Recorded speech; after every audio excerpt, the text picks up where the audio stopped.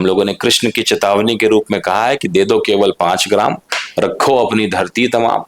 और अगर इतना भी आप नहीं दे पाते तो बड़े विध्वंस के लिए आप तैयार रहिए। बाद में आप बी टीम सी टीम का रोना गाते रहिए। जनता तो 10-12 सीट पे तैयार है इसके लिए।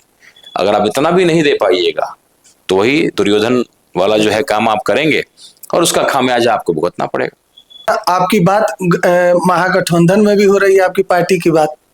देखिए, हम लोगों ने प्रस्ताव दिया है, क्योंकि हम भाजपा जैसी नॉन सेकुलर पार्टी के साथ तो बिल्कुल नहीं जा सकते हैं और हम ये नहीं चाहते हैं कि वैसी पार्टियां सरकार में आए।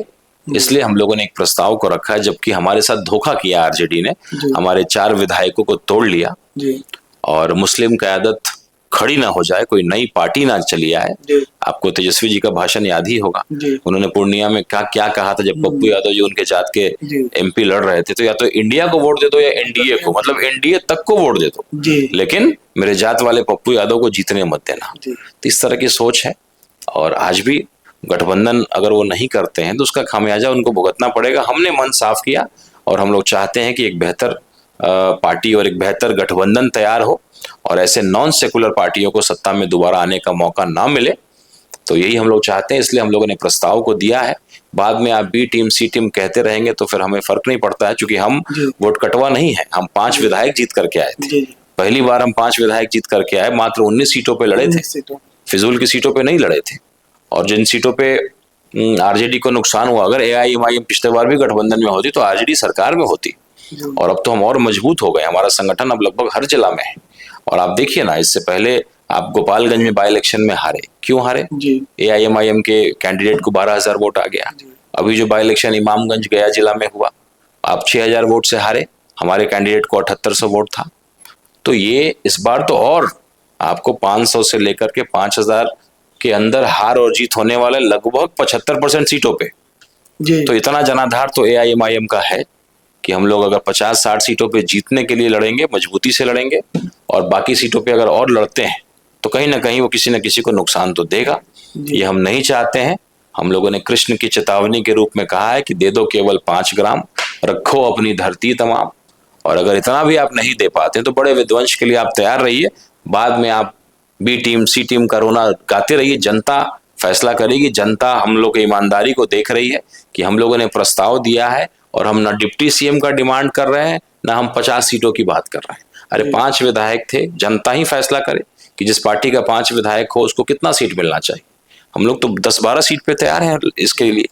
अगर आप इतना भी नहीं दे पाइएगा तो वही दुर्योधन वाला जो है काम आप करेंगे और उसका खामियाजा आपको भुगतना पड़ेगा। मतलब कि महागठबंधन में आप अगर जाते हैं तो 10 से 12 सीट भी मिल जाएगा, तो आप लोग तेजस्वी यादव के साथ गठबंधन कर लेंगे? बिल्कुल बिल्कुल, हम नहीं चाहते हैं। बिल्कुल, तेजस्वी यादव को मुख्यमंत्री बनाना भी चाहते हैं आप लोग? हम लोग बदलाव चाहते हैं। देखिए, नीतीश कुमार जी जो है उनको देखा है, इससे पहले भी हम लोगों ने देखा है। तो कहीं ना कहीं परिस्थितियां जो है अब बदलने की जरूरत है। एक नौजवान, एक ऊर्जावान मुख्यमंत्री की जरूरत है। और हमारे मुख्यमंत्री की तबीयत भी ठीक नहीं रहती, पूरा बिहार इस बात को जानता है।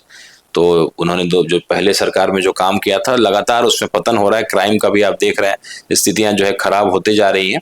तो बदलाव की जरूरत है। बिहार को एक मजबूत और एक ऊर्जावान सरकार की जरूरत है। जी, अच्छा, मानते हैं कि 2025 के चुनाव में पिछली बार तो आपकी पार्टी 5 सीटों पर जीती थी और मात्र 19 सीटों पर चुनाव लड़के।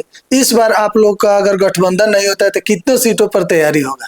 देखिए, हम लोगों ने लगभग 60 सीटों पे तैयारी कर लिया है, लेकिन जिस तरीके से रिस्पॉन्स आ रहा है उसी हिसाब को लेकर के हर समाज के लोग, और जिस तरीके से हम लोग उससे जुड़ना चाहते हैं, लड़ना चाहते हैं, तो लगता है कि वो 60 का आंकड़ा शायद 100 तक चला जाए।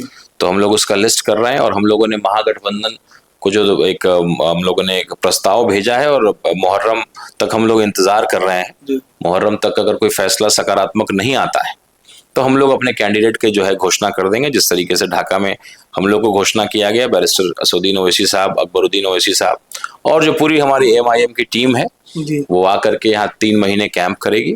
और ओवैसी साहब का बिहार आना ही अपने आप में कितना बड़ा न्यूज होता है, आपको अंदाजा होगा ही। और आरजेडी वाले जो है, और हम लोग बार बार नहीं गिरेंगे। ये हम लोगों ने बहुत प्रेम से, बहुत मन को साफ करके प्रस्ताव को दिया है। आज कांग्रेस से बड़ा जनाधार हमारा है, आज मुकेश सहनी जी की पार्टी से बड़ा जनाधार हम लोग का है और हर जगह हमारे वोटर्स हैं।